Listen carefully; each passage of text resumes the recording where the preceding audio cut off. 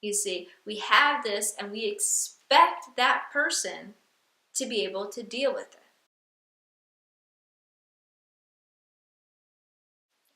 What role does the ego play when it comes to relationships? If you haven't already figured this out, the ego pretty much loves relationships. It's like the playing field for the ego. And I mean that for all relationships, but the ones that are most potent, where the ego basically has the most fun, are romantic relationships. Romantic relationships have a way of bringing out like these really dark and unorganized, emotions and feelings within ourselves. Now, the ego likes to cause disruption in relationships, and here's why.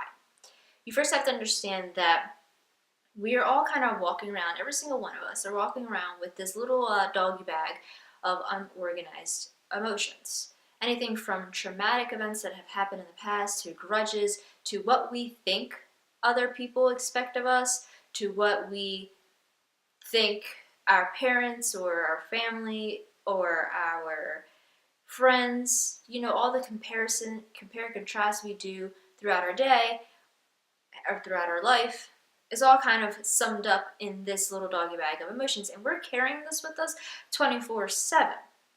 You see, now there are a handful of us that are not really aware of these emotions and don't really know that they're there. We know them, we feel them, but when they come, they go, and we're just happy with that. We just let it be, and that's pretty much it.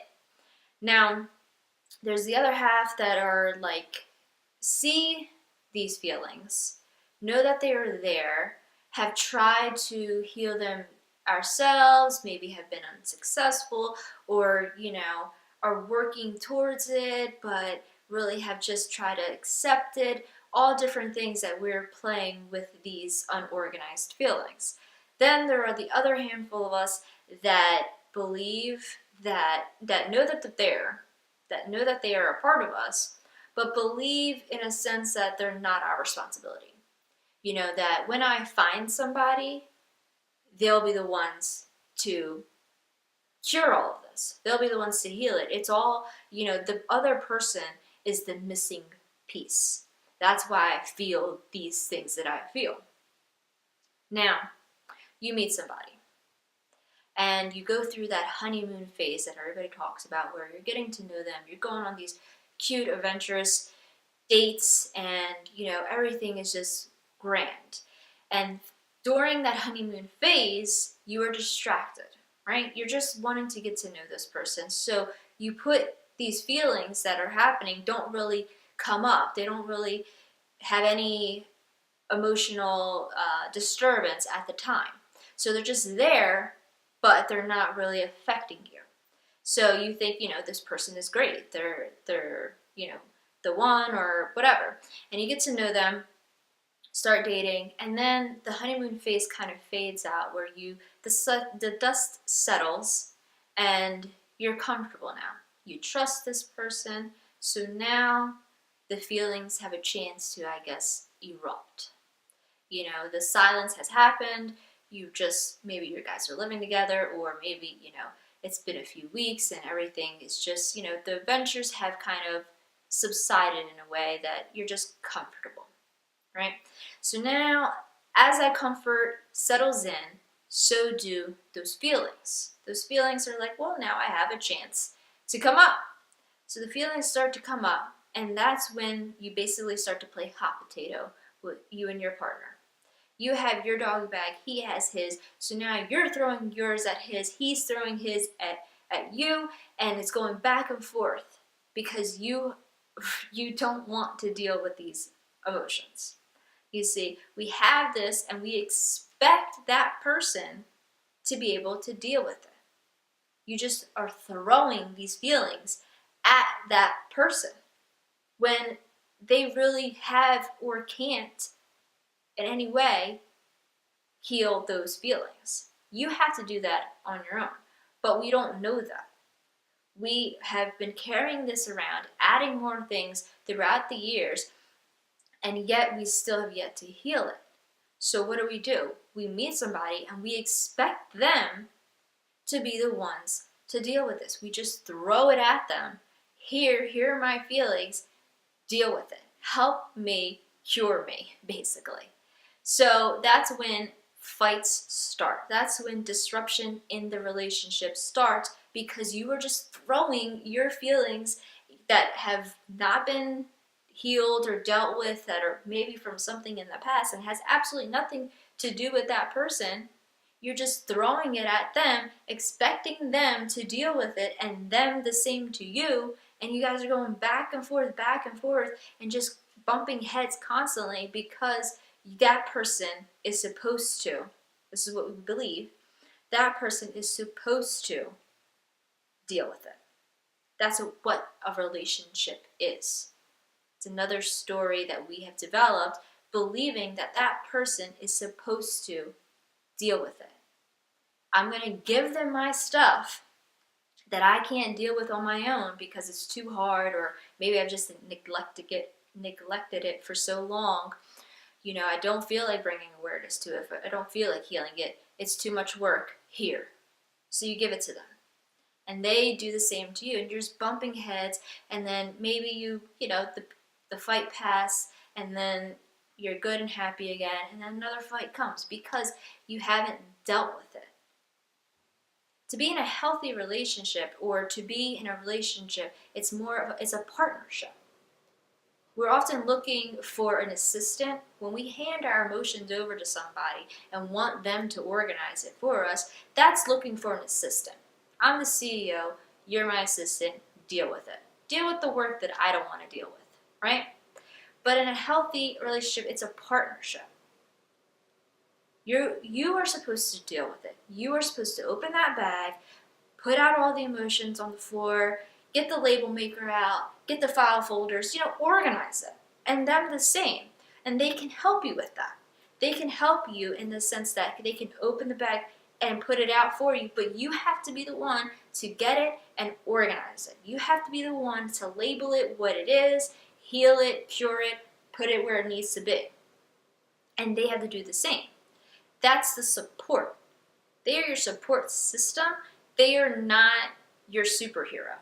They can't take on your emotions for you. They can't. No matter how awesome they are, they can't, because you have to be the one to heal those feelings. You have to be the one to cure it, because they didn't live your life. They didn't live all those different traumatic events that you went through that are causing you to have these emotions and have these feelings. They didn't live with your family with their certain expectations, and they can't cure that feeling for you, that insecurity for you. They can be your safety net all you like, but they can't cure your insecurities. They can compliment you all you like, but that still won't cure everything that you're going through. You have to be the one to sit there and open everything up, analyze it, heal it, and put it where it needs to be, and grow from there. You guys are growing together. You guys are two CEOs partnered together, growing the company. They're not your assistant. See, we often go into a relationship with the expectation that they're going to be the ones to heal everything. They're my superhero. They're going to take on the job of healing me. They're going to take on the job of saving me. Superhero save. So that's what we look for often when we get into a relationship, and that's the most, I would say, that's the most incorrect way that we kind of approach relationships, because we're approaching it with such expectations for them to take on what is our responsibility. You guys are there as a support system. You guys are there for each other, but you can't be there as each other. You're not looking for the assistant, you're looking for the partner to grow the company. Your assistant won't grow the company on its own. It's just going to keep carrying on its work, and it's going to be overloaded, and it's going to blow up, and then fights will be fights. And then you won't like each other, and then you go through separation and divorce or whatever, and it's because you had such an expectation and put so much responsibility on the other, and them to you also. They do the same usually. They will throw their feelings at you, and you're like juggling your own, handing some over to him, handling some of your own, and then juggling his when you didn't live his life. You don't know why he feels that way. It's a support system. The ego loves romantic relationships because it's such a great playing field where it can pick and pry because you're vulnerable, because you're insecure, your insecurities, and you're looking for a safety net, and you have so much hope and faith that this person may be that. So it has such power when it comes to romantic relationships because there's so much that you put on the line. And that is a good thing and a bad thing in a way. Because it's a bad thing when you don't have the awareness, but it's a good thing because it helps to bring out all that other stuff. If you already have like a general learning or general awareness of your own emotions, say you're already healing, you're heading towards healing yourself, and then you meet somebody and now you're healing yourself with an extra support system, and that person though may bring out some stuff that you may not have been dealing with because you weren't in those situations. So now it's bringing out more stuff, and it's like almost an opportunity, if you already have that lower level of awareness, to bring more awareness to it, and you guys may grow into like this super awesome, beautiful, romantic relationship because you guys brought out not only the worst but the best in each other to heal, to bring that up, and to have that healthy support system, safety net, in a way. That's what everybody's looking for, but everybody's looking for it in almost the wrong manner. You bring it out together, for each other, not as each other.